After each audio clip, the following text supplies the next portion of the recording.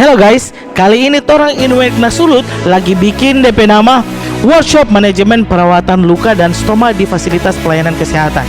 Kali ini torang Inwekna bukan nyandak sendiri, torang dengan Pusbang Diklat Sulut. Nah, torang mau tanya-tanya dulu beberapa orang. Kuy, torang lihat.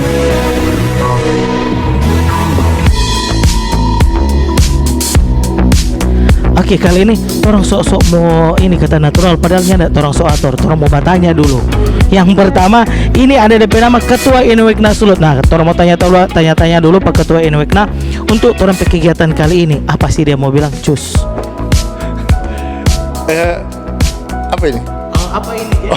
Torang mau tanya Ketua ini bagaimana Ketua pandangan untuk kegiatan kali ini yang torang selenggarakan lebih bagus sekali, itu banyak orang tadi. Ya. Jadi begini, Bung Rizkan sebagai Kadiklat Inwek Sulawesi Utara. Jadi Inwek Sulawesi Utara ini tetap berinovasi secara berkelanjutan dan terus-menerus.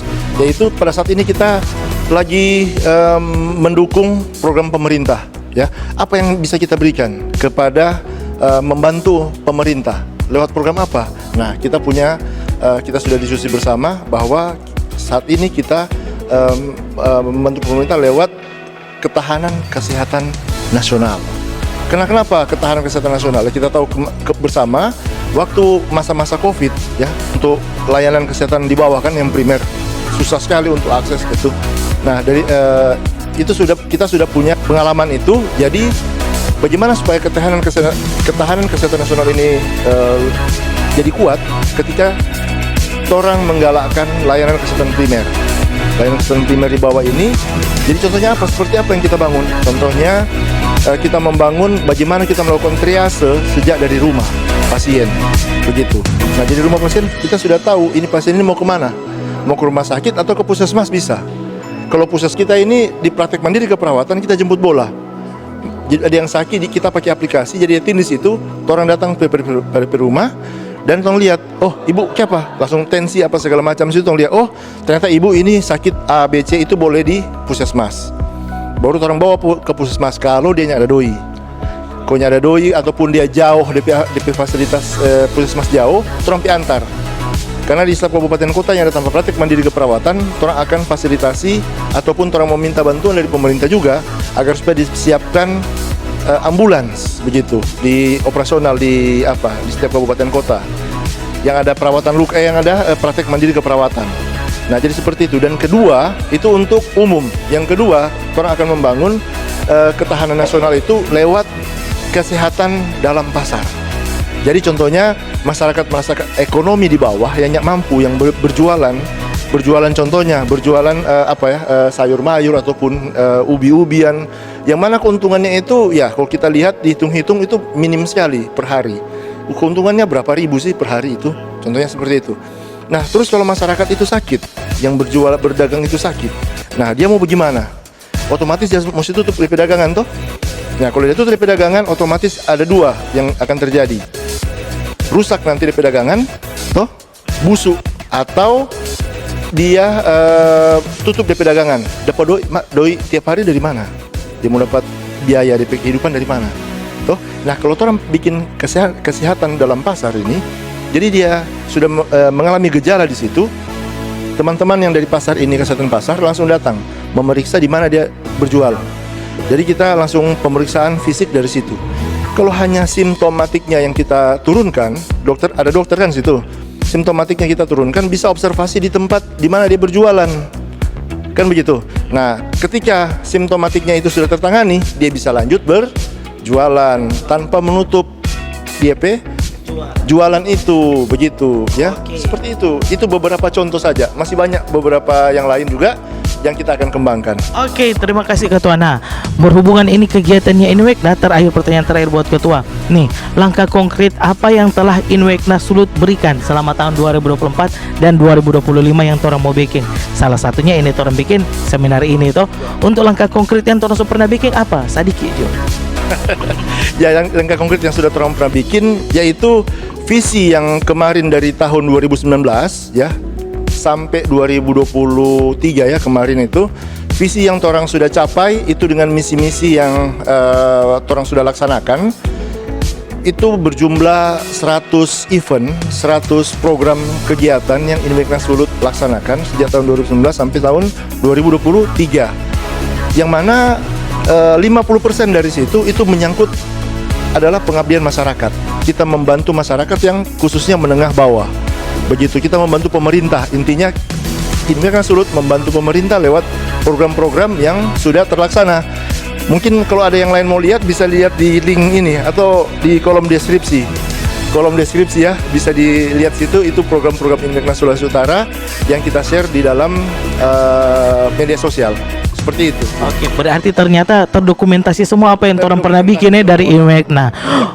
Jejak digitalnya ada. Jadi jangan pernah ragu teman-teman untuk gabung dengan orang Inmeknas Sulawesi Utara, karena orang program pastinya konkret semuanya, tidak cuma mau bikin program tiap tahun tapi nggak pernah lakukan. Oke, selanjutnya orang mau tanya-tanya dulu untuk kali ini adalah praktisi dari Bolmong, karena ini orang pengen mendukung program pemerintah Sulawesi Utara yang baru, yaitu untuk pelayanan. Tadi ketua sudah bilang sampai di bawah atau salah satunya adalah fokus dari pemerintah kali ini mau di bagian Bolmong. Makanya orang guide dulu praktisi dari Bolmong untuk orang kegiatan kali ini. Nah, ini orang sebawa jauh-jauh dari Bolmong. Tong mau tanya-tanya dulu. Nah, tadi kan Bapak pemateri itu sebuah materi itu memang bagus sekali.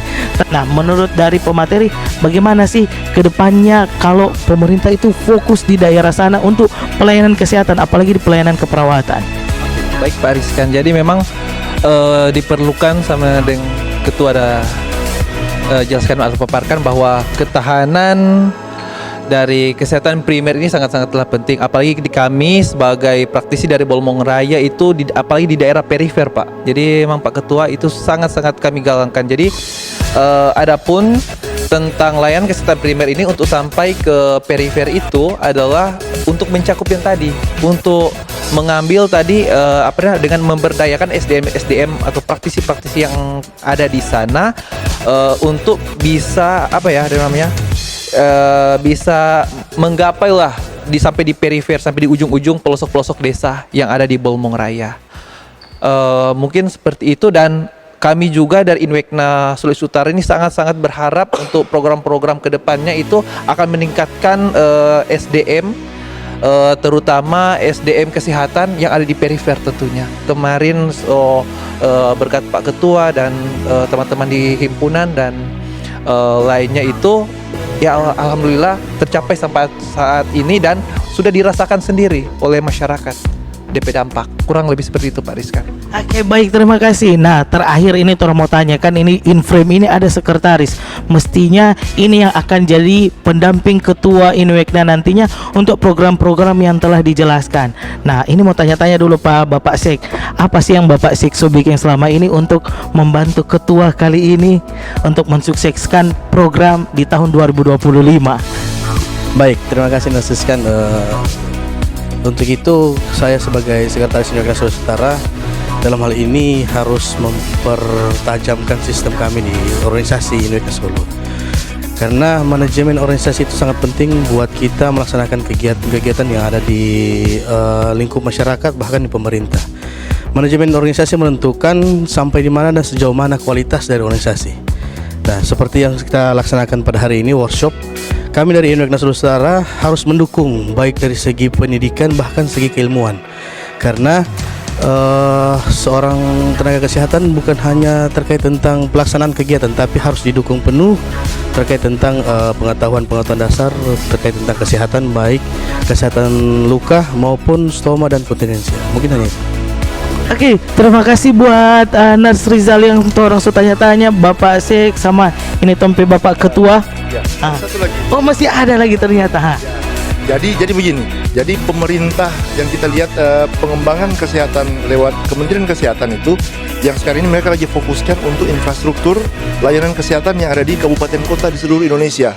Kan begitu, contohnya pengadaan alat-alat cath lab ya untuk menjangkau masyarakat-masyarakat yang saat ini yang mengalami stroke hemoragik ataupun non hemoragik, itu golden periodnya dapat bisa langsung segera ditangani begitu, dan untuk pasien-pasien pendarahan otak ataupun jantung ya, itu pemerintah nasional, itu Kementerian Kesehatan itu mengembangkan setiap kabupaten kota ada itu. Tapi kita kan menunggu, tidak bisa dilaksanakan secara serentak begitu kan, anggaran APBN-nya dari mana? Itu kan besar sekali anggaran APBN kalau semua di seluruh Indonesia harus sekaligus serentak kan untuk membangun itu di perifer-perifer itu agak sulit toh. Nah, jadi kami sebagai organisasi profesi ya memaksimalkan dulu apa yang ada. Toh SDM-nya yang ada saat ini seperti apa, infrastruktur yang ada saat ini seperti apa, kita manfaatkan dulu itu, kita bikin inovasi apa yang boleh kita laksanakan dulu ya sambil menunggu pemerintah menyiapkan infrastruktur yang nanti akan menunjang itu begitu. Jadi kita jalankan dulu saat ini ya, seperti itu ya. Terima kasih Ketua. Untuk yang terakhir buat teman-teman Inwekna yang follow YouTube-nya Inwekna, jangan lupa juga untuk kegiatan kami berikutnya bukan cuma buat perawat tapi buat semua masyarakat. Jangan lupa follow Facebook kami Inwekna Sulawesi Utara, YouTube Inwekna Sulawesi Utara, dan kali ini orang bikin kegiatan yang bernama Workshop Manajemen Perawatan Luka dan Stoma di Fasilitas Pelayanan Kesehatan bekerja sama dengan Pusbang Diklat PPNI Sulawesi Utara. Terima kasih buat teman-teman, see you guys.